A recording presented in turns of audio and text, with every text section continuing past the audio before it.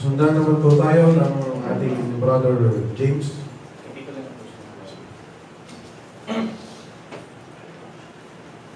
OTN ungol busis et esto mati so kariel ko son kay pestesis di kanya so de Dios so di get en necron so kajagkat pestenay es Dios so mati di kamumitay es superian di kay gagakti pas o pestenon e paktuko atash testenay o estin Dios toli udutit kay enmos karapot karyos panton upun es pantaskos e pigulong ito sakton as garbon os efekto si tayo noma, karyoso kasi tayo namin.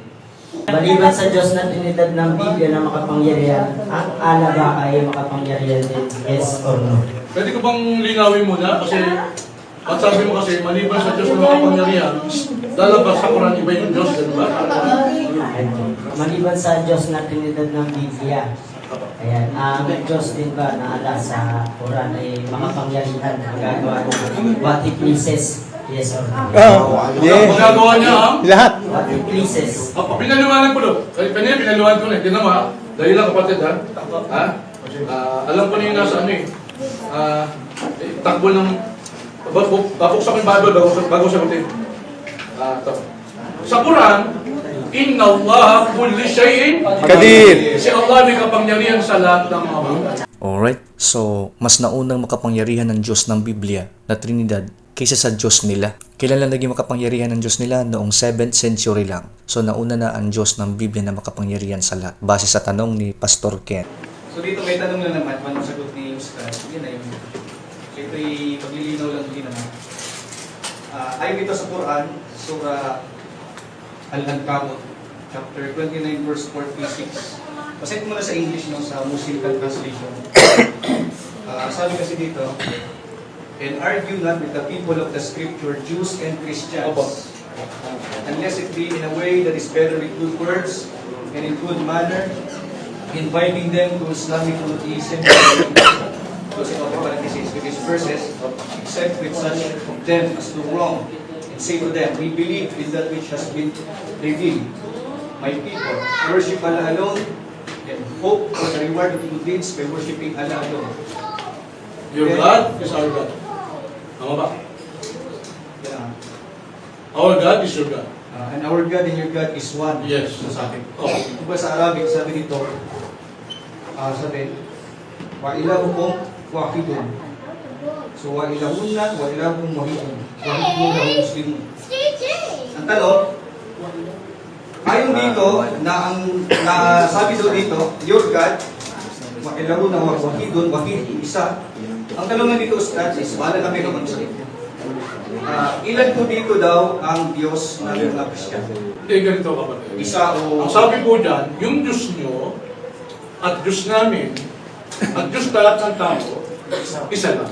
Ano daw? Ilan daw ang Diyos ng mga Kristiyano? Ayon mismo sa kanilang Quran ha? Quran mismo nila. Ulitin natin. Ayon dito, na sabi doon dito, your God, makilago na wahidun, wahid, isa.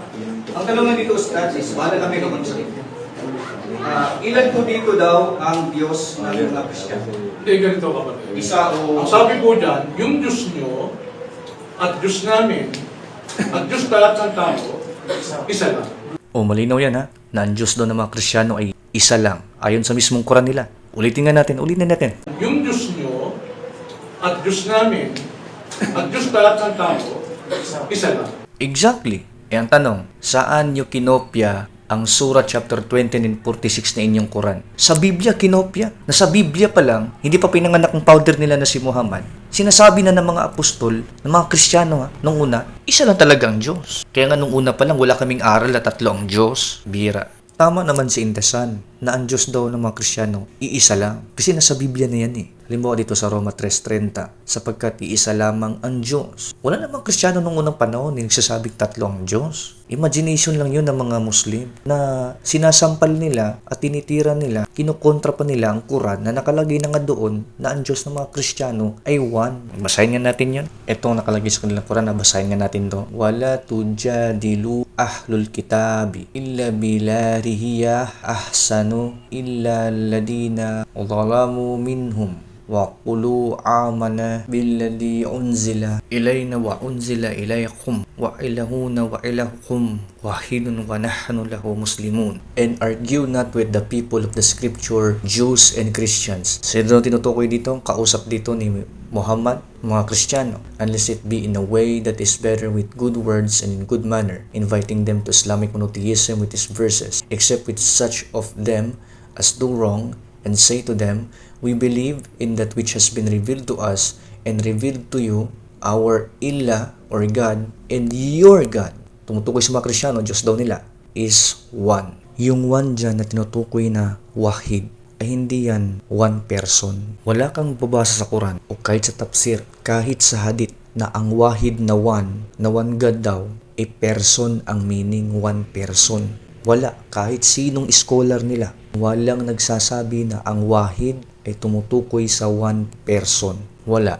In fact, ito scholar nila to ha. Ito ang pangalan ng scholar nila na ito na may field mismo sa Islamic Studies. Si Jinan Youssef. Anong paliwanag niya sa wahid? One person ba? Ito sabi niya, God is one. One. Allah subhanahu wa ta'ala, exalted is He, is both al-wahid and al-ahad. Most linguists say that they both come from the same root but differ slightly in meaning. The root is wahadal, which means to be one, the only one, or to unify. You see, ang meaning ay unification, hindi one person, pagsama-samang naging isa. Kaya yung sinasabi doon sa Quran na ang Diyos na ng mga Kristiyano is wahid or one, hindi ito tumutukoy sa one person, kundi ito ay tumutukoy sa one unification. At ayon sa science, ang unification ay symbolize lamang ng number 3. Ang numerong 3 ay sumisimbolo sa unification.